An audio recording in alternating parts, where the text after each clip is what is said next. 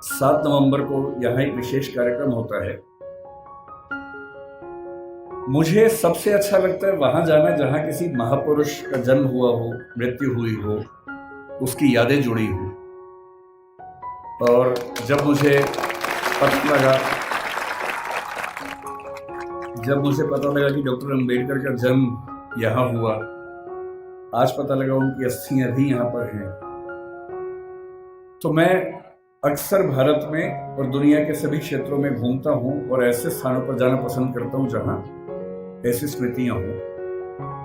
भारत के विभिन्न नेता, चाहे महात्मा गांधी हों या और नेता उस समय के हों, उन सभी के जन्म स्थान, शहादत स्थल, वो सब मैंने देखे हैं।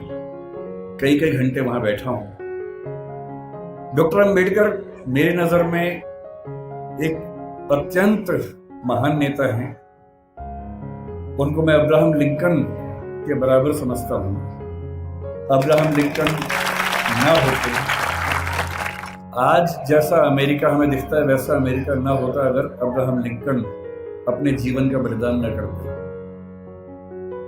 1776 में अमेरिका आजाद हुआ, या कह सकते हैं कि 1787 के आसपास उसे संविधान पूरा लिखा गया।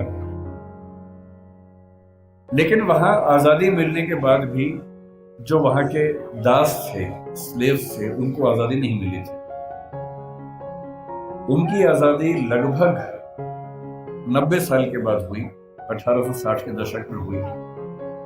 एक लंबा संघर्ष हुआ और उस लंबे संघर्ष में जिस व्यक्ति ने एड़ी चोटी का जोर लगाया उसका नाम अब्राहम लिंकन था।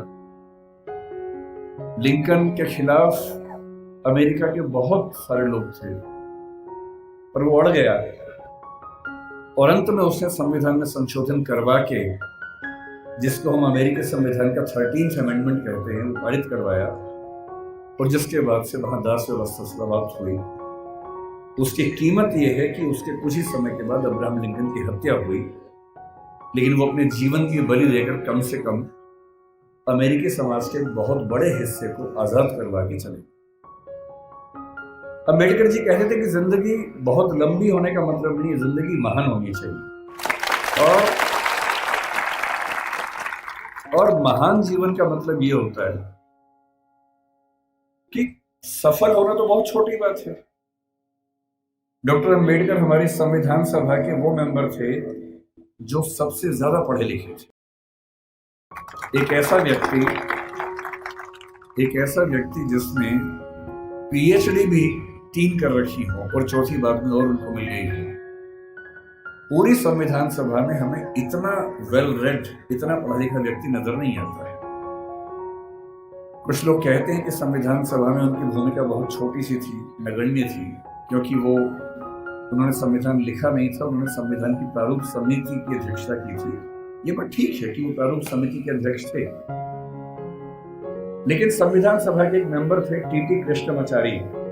उन्होंने एक बड़ी खूबसूरत बात कही कि संविधान सभा की प्रारूप समिति में कुल 7 मेंबर थे, जिनमें से एक ने ज्वाइन ही नहीं किया, एक बीमार पड़ गए, 2 दिल्ली के बाहर थे, एक देश के बाहर चले गए, एक ने इस्तीफा दिया, तब दूसरे मेंबर को लेके आए।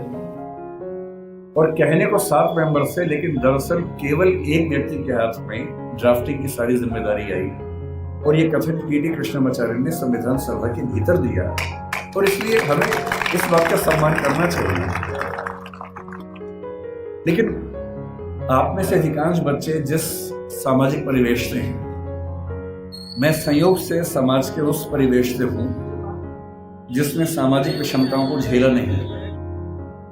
मेरा जन्म एक ऐसे परिवार में हुआ जो निम्न जाति का नहीं है, तो मैं सवर्ण समाज से हूं। संयोग की बात है, तुक्के की बात है। किसी का तुक्का कुछ लगता है, किसी का कुछ लगता है, तो मैं तुक्के से उस समाज से हूं जहां जातीय भेदभाव झेलना नहीं पड़ता है। मैं बहुत गरीब भी नहीं रहा, मेरे माता पिता अध्यापक थे, तो वेतन भी ठीक ही था उनका। और इसलिए मैं देखता हूं कि हमारे समाज में सामान्यतः एक राय ऐसी बन गई कि डॉक्टर अंबेडकर केवल दलित समाज के नेता हैं, उन्होंने केवल उनके लिए कुछ महान काम किए। और मेरा मानना है कि इस गलत फहमी से हमारे समाज को बचना चाहिए। डॉक्टर अंबेडकर हमारे देश के आज तक के सबसे महान नेताओं में से एक हैं और उनकी महानता को हमें स्वीकार करना चाहिए। धूप बहुत ज्यादा है, आपकी उम्र भी बहुत कम है, इसलिए मैं गहरी बातों में नहीं जाऊंगा। डॉक्टर अंबेडकर को लेकर कुछ बहुत गहरे विवाद, गहरे संवाद हो सकते हैं। उनका गांधी जी से क्या रिश्ता था, आजादी के आंदोलन से उनका क्या रिश्ता था, मार्क्सवाद से क्या रिश्ता था, बौद्ध धर्म से उनका क्या रिश्ता था, ये सब ऐसे प्रश्न हैं जिन पर हम कई घंटे गहरी बात कर सकते हैं।